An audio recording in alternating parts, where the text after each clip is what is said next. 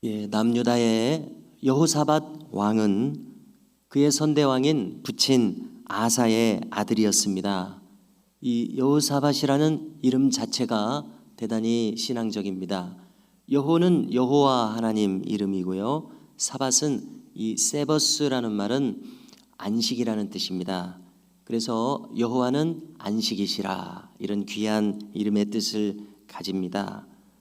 그리고 이 이름의 뜻에 걸맞게 대단히 신앙적으로 올바르게 행한 왕이었습니다. 마찬가지로 이 북왕국을 보면은 아하시아라는 왕은 아합 왕을 계승한 아들 왕이었습니다. 신앙적으로 볼 때에 이 두 가문은 대단히 대립적인 대조적인 가문이었습니다. 아사와 여호사밧은 하나님 보시기에 선한 왕들이라는 평가를 받게 됩니다.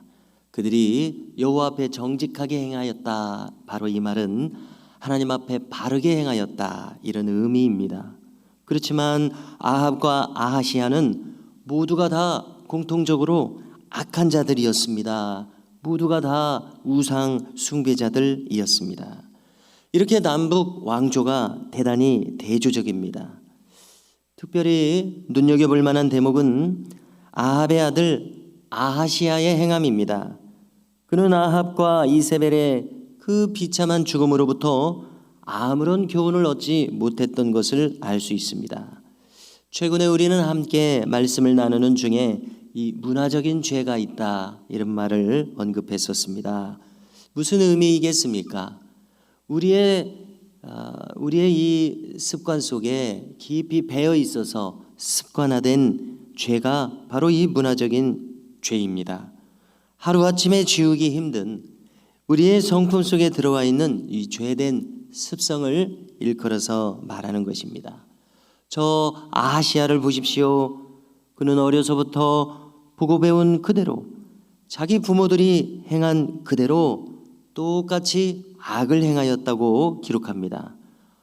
엘리야 선지자와 같은 참된 선지자를 미워하는 모습 그대로, 또 여호와 하나님을 버리고 바알을 숭배한 그 모습 그대로 결코 교훈을 얻지 못하고 고치지 못하였습니다.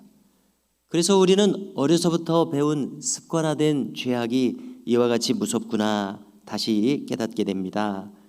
그의 치세는 단 2년뿐이었습니다. 그의 치세가 2년으로 대단히 짧은 것도 그의 악행과 무관하지 않겠구나, 이런 짐작을 하게 됩니다. 오늘 말씀 52절에 보니까 그가 여호와 앞에서 악을 행하여 그 두 부모의 길로 행하였고, 또 북왕국으로서는 이 모든 일의 원흉이라고 할 수 있는 북왕국의 초대왕인 이 여로보암의 길로 행하였다 기록합니다. 바알을 숭배함으로써 하나님의 진노를 불러왔다고 이렇게 기록해 주고 있습니다. 그런가 하면 오늘 본문에서 남왕국의 여호사밧 왕에 대해서는 참으로 대조적인 평가가 이루어지지 않습니까? 첫째로 이 여호사밧 왕은 그의 부친 아사의 선한 길을 벗어나지 않았습니다. 여호와 앞에 바르게 행했습니다. 그렇지만은 그가 잘한 것만 있는 것은 아니고 또 좀 부족한 모습도 그대로 기록합니다. 그 부족한 모습이란 산당은 패하지 않았던 바로 이 점이 조금 흠입니다. 그래서 우리가 훌륭한 왕, 신앙적으로 모범이 되는 왕 여호사밧 왕도 모든 것은 잘할 수 없었던 것을 알 수 있습니다. 공과 과가 있습니다. 이 산당이라고 하는 것은 이 영어 성경에서는 슈라인이라는 말로 옮기게 되는데요, 이 신전이라는 뜻입니다. 종교적인 행위를 하는 곳인데요, 이것은 가나안 토착민이 숭배했었던 이 바알 산당을 가리키는 것입니다. 그 산당들은 이 높은 산 곳곳에 있었던, 독리마다 있었던 이 산당 모두를 없애지 못했던 것입니다. 이 가나안 땅에 뿌리 깊은 우상 숭배를 완전히 이렇게 뿌리 뽑듯이 그렇게까지 하지는 못했던 것입니다. 그렇지만은 부친인 아사 왕이 했던 것처럼 그것을 계승해서 남색하는 자들이 있었습니다. 그들을 추방했습니다. 이것은 학자들의 도움을 받게 되면은요, 이 산당의 남창들이었습니다. 그래서 이 그 대를 이어서 이 좋지 않은 모습을 근절하였던 이러한 그 하나님 앞에서 바르게 행하려는 그러한 모습이 있었습니다. 여기에다가 이 여호사밧 왕이 칭찬받을 만한 이 눈에 띄는 업적이 있습니다. 그것은 북왕국과 평화시대를 열었던 것입니다. 그동안 이 북왕국 솔로몬으로부터 떨어져 나가서 대립적인 상태였었습니다. 그래서 평화시대를 열었는데요, 그러나 또 오늘 본문에 보면은 평화시대를 열었다고 해서 모든 것을 개방해서 이렇게 속속들이 다 협력한 것은 아님을 알 수 있습니다. 48절 이하에 이 무역선의 문제가 나옵니다. 저 오늘날의 스페인 다시스까지 왕래하는 그런 중요한 무역선이었던 것 같습니다. 그러나 이 무역선의 일로는 협력하지 않았습니다. 북왕국가는요. 아무래도 저들은 우상 숭배자들인 고로 평화시대는 열겠지만은 더 깊이 협력하는 것은 합당하지 않다고 판단한 것 같습니다. 자, 바울의 말도 한번 들어보십시오. 신앙이란 무엇인가 할 때에 믿지 않는 자들과 멍해를 같이 하지 않는 것이라고 단언했었다는 것을 주목해야 되겠습니다. 왜 그렇습니까? 믿음을 가지지 못한 분들과는 근본적인 출발점이 다르게 됩니다.